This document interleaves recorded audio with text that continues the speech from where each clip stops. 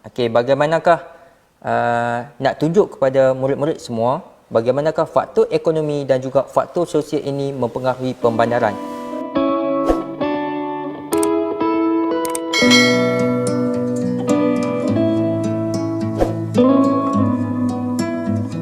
Okey. Baik. Yang pertama disebabkan kewujudan kawasan perindustrian di kawasan Tanjung Malim ini menyebabkan dia boleh mempengaruhi pembandaran. Okey. Di Tanjung Malim sebenarnya wujudnya kawasan perindustrian iaitu kilang proton. Kalau untuk pengetahuan semua murid-murid, kilang proton ini terletak di Tanjung Malim. Okey, apabila wujudnya kawasan perindustrian di kawasan Tanjung Malim ini seperti kilang proton, maka dia menyediakan peluang pekerjaan yang banyak. Apabila peluang pekerjaan yang banyak, dia telah menarik ramai migrasi secara besar-besaran daripada luar bandar ke bandar. Jadi, kawasan itu akan berkembang menjadi sebuah bandar apabila berlakunya peningkatan penduduk yang semakin bertambah melalui migrasi.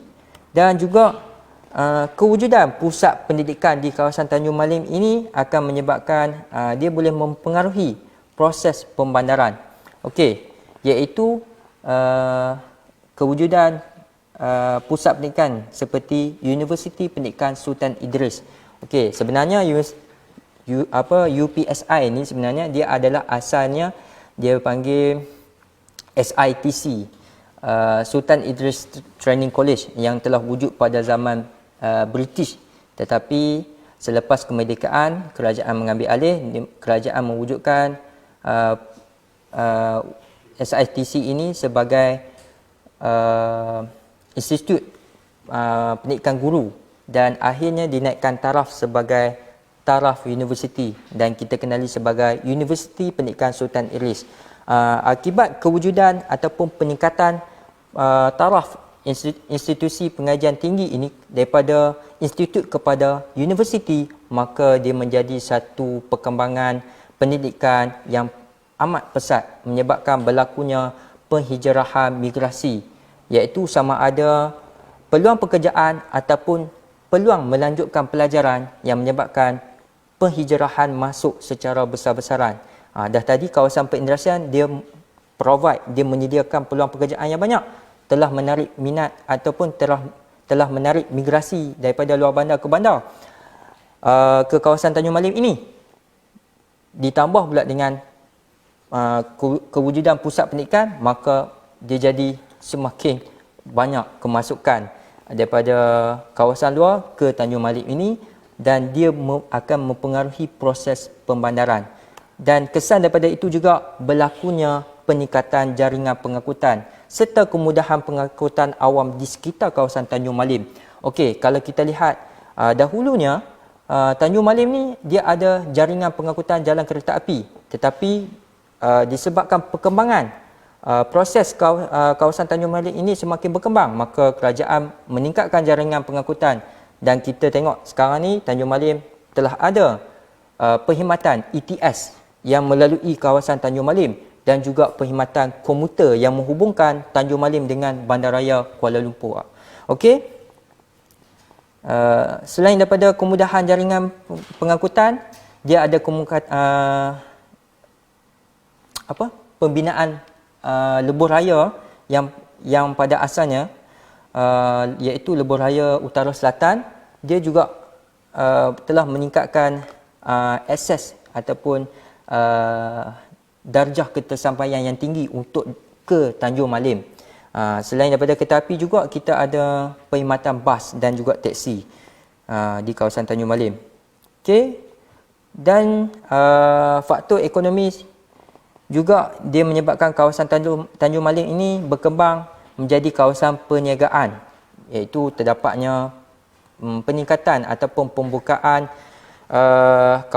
kawasan perniagaan seperti kedai pakaian, kedai runcit, pasar raya, kedai-kedai jual beli kereta ataupun kedai makanan, peningkatan pembukaan restoran di kawasan sekitar ini dan juga kemudahan institusi kewangan seperti pembukaan bank Islam, bank rakyat, bank pertanian yang ada di kawasan Tanjung Malim akibat faktor ekonomi dan juga faktor sosial yang menyebabkan kawasan ini berkembang menjadi bandar. Okey, kalau kita lihat gambar ni, footage ni. Okey, ini adalah Tanjung Malim. Ini adalah kilang proton. Ini adalah Universiti Pendidikan Sultan Idris. Dan akibat kedua-dua ni, pembukaan kawasan perindustrian dan juga pembukaan kawasan Universiti Pendidikan Sultan Idris yang baru, maka kawasan ini telah berkembang menjadi sebuah bandar. Dia membantu proses pembandaran itu berlaku. Okey, ini merupakan jaringan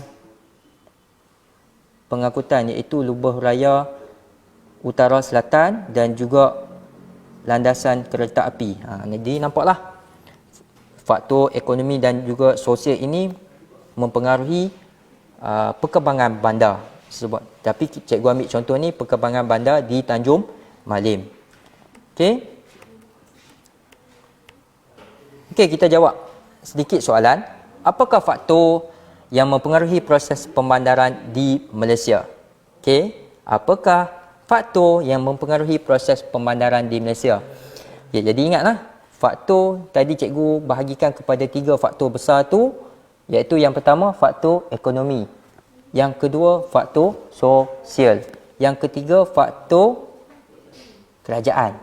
Okey. Di antara pilihan jawapan A, B, C dan D, yang manakah faktor yang mempengaruhi proses pembandaran di Malaysia? Okey, kita lihat jawapan A. Adakah faktor kesesakan lalu lintas mempengaruhi proses pembandaran? Adakah itu faktor? Kesesakan lalu lintas dia bukanlah faktor yang mempengaruhi proses pembandaran. Dia adalah kesan pembandaran. Okey, B, kadar upah yang tinggi. Adakah kadar upah yang tinggi ini merupakan faktor yang mempengaruhi proses pembandaran? Kadar upah yang tinggi tidak ada kaitan dengan faktor yang mempengaruhi proses pembandaran. C, pemodenan sektor pertanian. Sepanjang cikgu cerita tadi, ketiga-tiga faktor ekonomi, sosial, kerajaan, adakah cikgu menerangkan pemodenan sektor pertanian? Tidak kan? Pemodenan sektor pertanian ini bermaksud peningkatan penggunaan jentera. Sebagai contoh, dahulunya kalau pertanian penanaman padi, kita gunakan kerbau untuk membajak tanah. Tetapi sekarang kita menggunakan jentera. Itu dimaksudkan pemodenan. Kita memodenkan sektor pertanian. Tapi adakah pemodenan sektor pertanian ini mempengaruhi proses pembandaran? Jadi jawapan C kita boleh abaikan. Okey, kita tengok perkembangan sektor pembuatan. Okey, apakah yang dimaksudkan sektor pembuatan? Sektor pembuatan ini dia adalah sama maksud dengan sektor perindustrian. Jadi perkembangan sektor pembuatan dia mempengaruhi proses pembandaran di Malaysia. Jadi jawapan yang tepat adalah D. Okey. Baik. Mengambil contoh 2 bandar di Malaysia, Cyberjaya, Putrajaya. Apakah faktor utama yang mempengaruhi peletakan pertempatan di atas? A, sosial. Adakah faktor utama sosial yang menyebabkan wujudnya Cyberjaya dan juga Putrajaya? Tak ada kan? Tadi cikgu dah terang tadi kenapa wujudnya bandar Cyberjaya, wujudnya bandar Putrajaya. Adakah disebabkan sosial? Tak. Adakah disebabkan fizikal? Bentuk muka buminya? Tak juga. C, ekonomi. Adakah kawasan Cyberjaya ini mempunyai aktiviti ekonomi seperti perindustrian, ataupun Cyberjaya mempunyai kawasan industri pembuatan, industri perkhidmatan, seperti institusi kewangan? Tak juga. Dia faktor utama yang mempengaruhi peletakan pertempatan di atas ialah faktor governance. Banyak juga murid tanya, cikgu, governance ni apa dia maksud dia? Governance ini dia perkataan yang dipinjamkan daripada perkataan English iaitu government. Government ini merujuk kepada kerajaan. Jadi governance ini ialah faktor kerajaan. Jadi jawapan dia ialah D. Sebab wujudnya pertempatan di Cyberjaya dan Putrajaya adalah disebabkan faktor kerajaan. Dan akhir sekali untuk soalan ini, apakah faktor ekonomi yang mempengaruhi proses pembandaran di Malaysia? Okey. Highlightkan perkataan faktor ekonomi. Okey, yang mempengaruhi proses pembandaran di Malaysia. Okey, kita lihat jawapan A, B, C dan D. Yang manakah yang merujuk kepada faktor ekonomi? Kemudahan asas. Adakah kemudahan asas ni diletakkan di bawah faktor ekonomi? Tidak. Jadi abaikan jawapan A. Kemudahan pendidikan. Apa yang dimaksudkan dengan kemudahan pendidikan? Dia adakah faktor ekonomi ataupun faktor sosial? Kemudahan pendidikan di bawah faktor sosial. Jadi jawapan B juga adalah salah. C. Pengelompokan industri. Okey, industri. Industri ini berkait dengan sosial, ekonomi ataupun kerajaan. Dia adalah berkait rapat dengan faktor ekonomi. Dan jadi untuk soalan ini jawapan yang lebih tepat ialah C, kerana industri ini pengelompokan industri ini merujuk kepada faktor ekonomi yang mempengaruhi proses pembandaran di Malaysia. Dan pemodenan rangkaian pengangkutan. Adakah pemodenan rangkaian pengangkutan merupakan faktor ekonomi? Tidak, dia merupakan faktor sosial.